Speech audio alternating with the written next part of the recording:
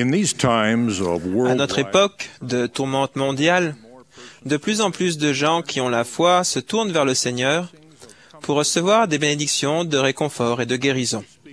Je vais parler à cette assemblée de détendeurs de la prêtrise de la guérison des malades par la médecine, par les prières de la foi et par les bénédictions de la prêtrise.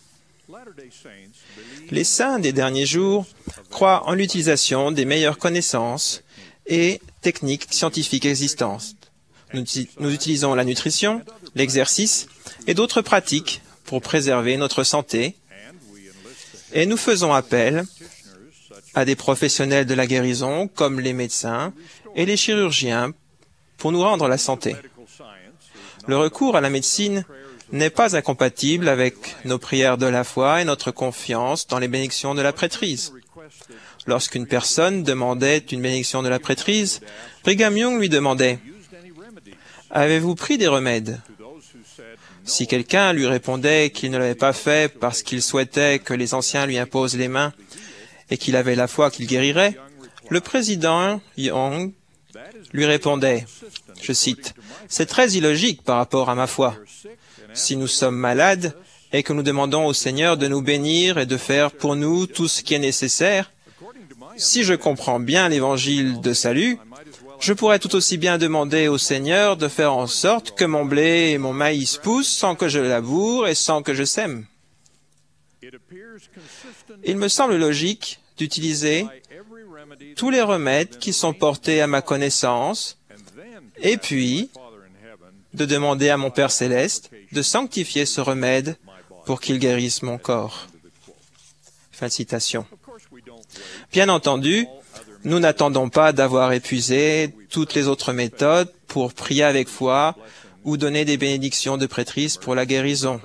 En cas d'urgence, les prières et les bénédictions viennent d'abord. Le plus souvent, nous faisons tout en même temps.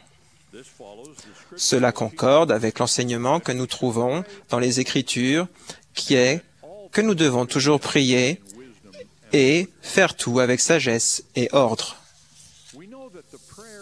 Nous savons que la prière de la foi, faite seule ou chez soi, ou dans des lieux de culte, peut être efficace pour guérir les malades. De nombreuses Écritures parlent du pouvoir de la foi dans la guérison d'un malade. L'apôtre Jacques a dit que nous devons prier les uns pour les autres afin que nous soyons guéris. Et il a ajouté que la prière fervente du juste a une grande efficacité. Lorsque la femme qui avait touché Jésus a été guérie, il lui a dit « Ta foi t'a guéri ». De même, le livre de Mormon nous enseigne que le Seigneur agit par le pouvoir selon la foi des enfants des hommes.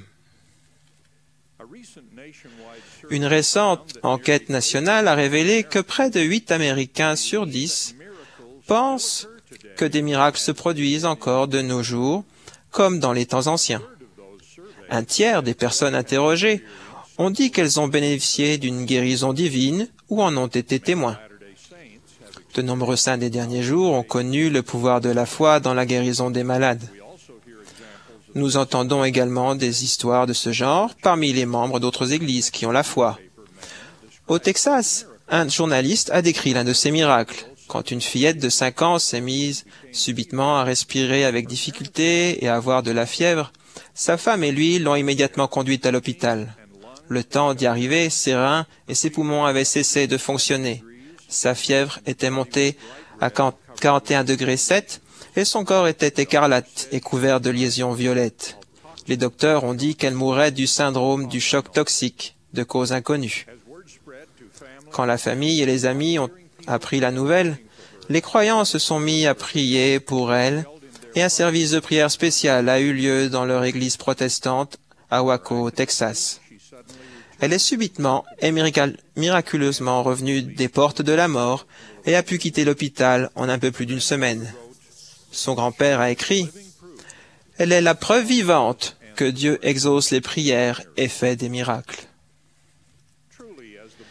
Il est vrai, comme le livre de Mormon l'enseigne, que Dieu se manifeste par le pouvoir du Saint-Esprit à tous ceux qui croient en lui oui à toutes les nations, tribus, langues et peuples, accomplissant de grands miracles parmi les enfants des hommes selon leur foi.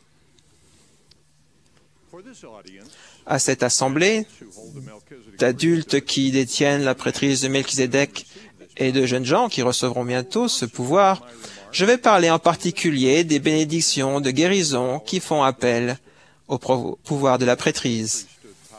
Nous avons ce pouvoir de la prêtrise et nous devrions tous être prêts à l'utiliser convenablement.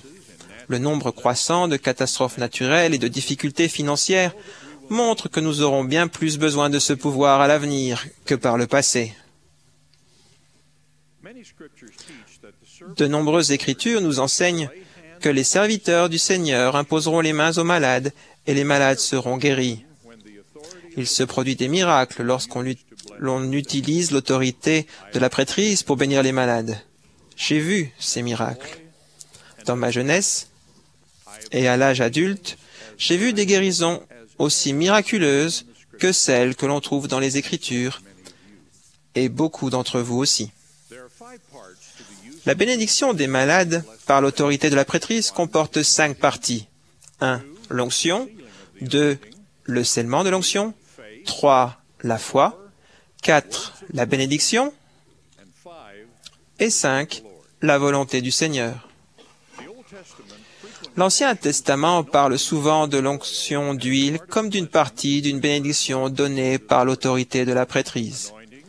Les onctions avaient pour but de sanctifier et on peut peut-être également la considérer comme le symbole des bénédictions déversées du ciel à la suite de cet acte sacré.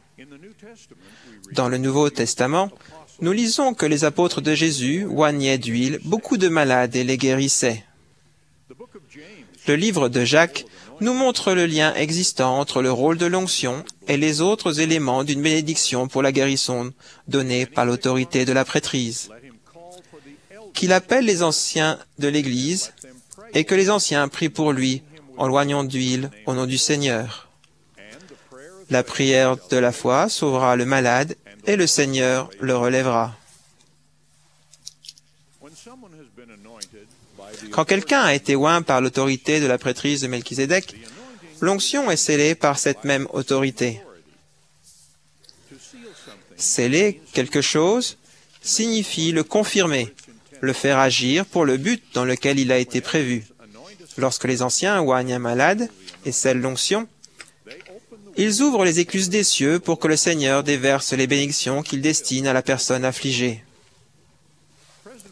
Brigham Young a dit, je cite, « Lorsque j'impose les mains aux malades, je m'attends à ce que le pouvoir et l'influence de Dieu passent par moi jusque dans le malade et que la maladie s'en aille. »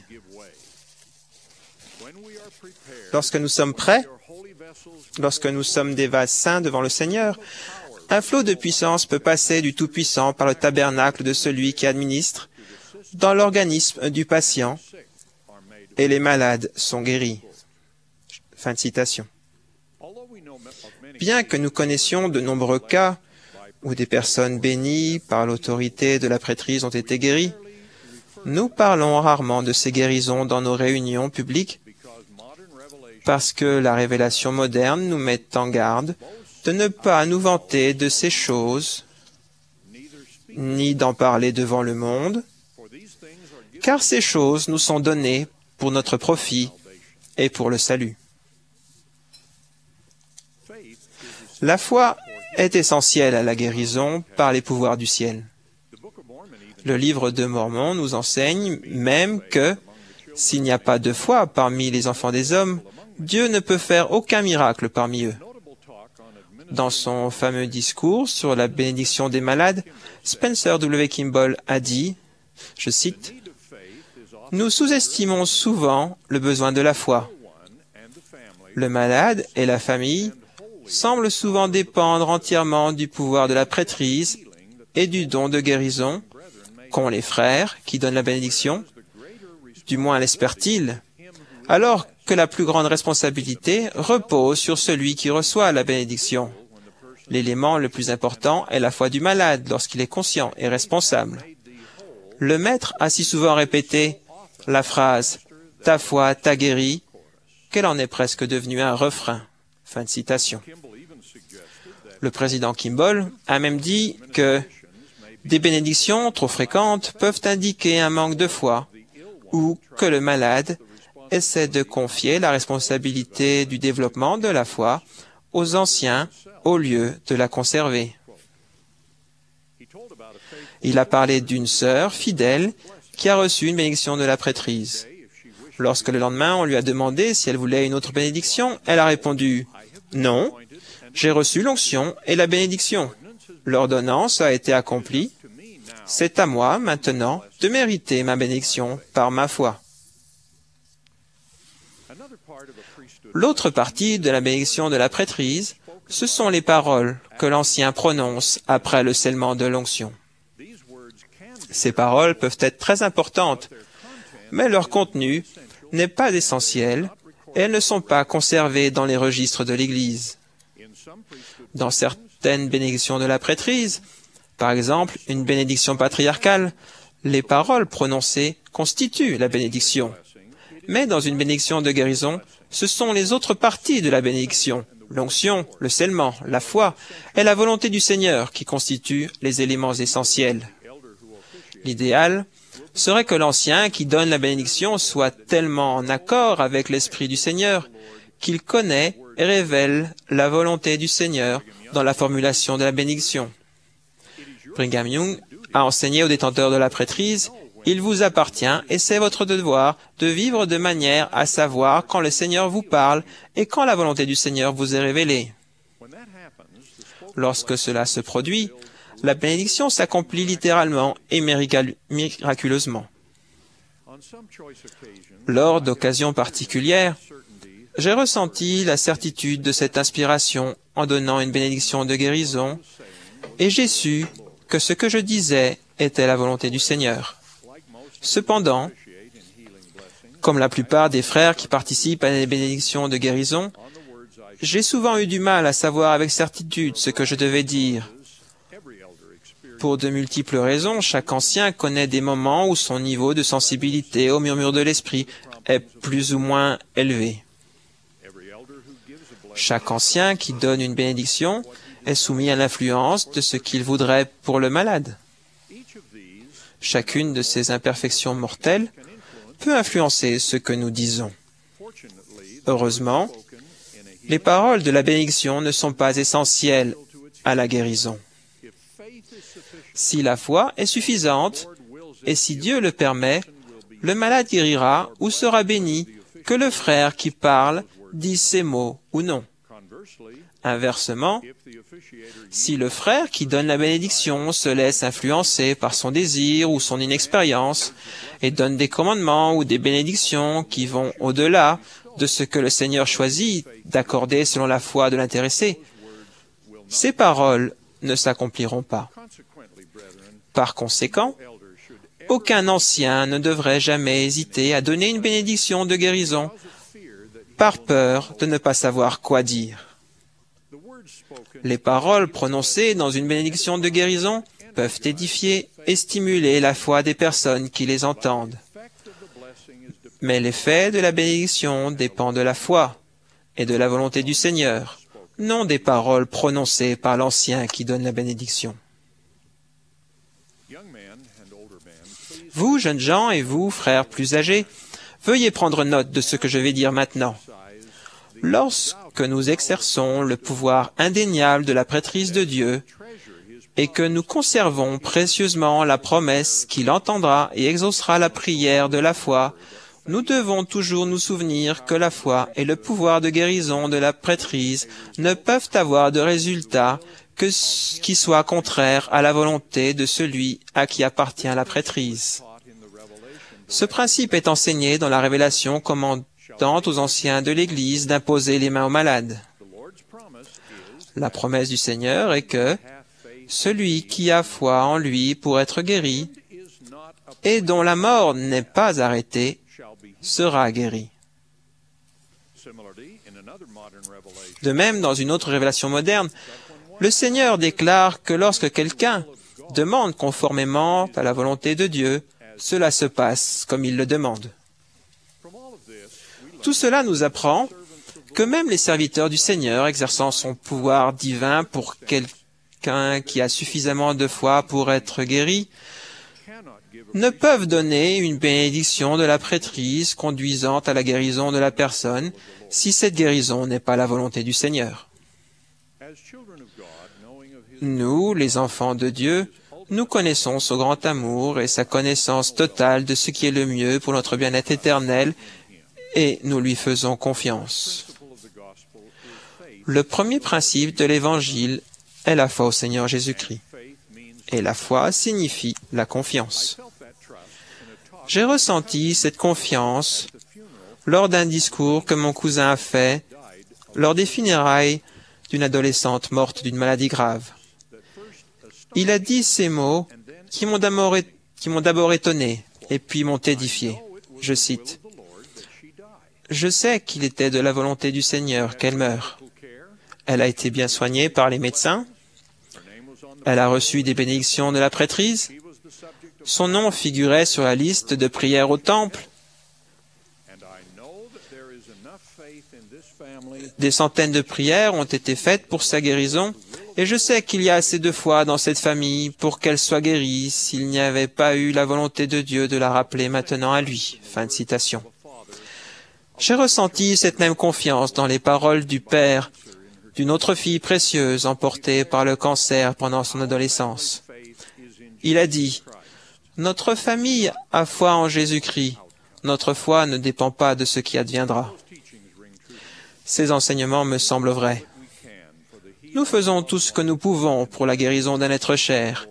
Et puis, nous faisons confiance à Dieu pour ce qui adviendra.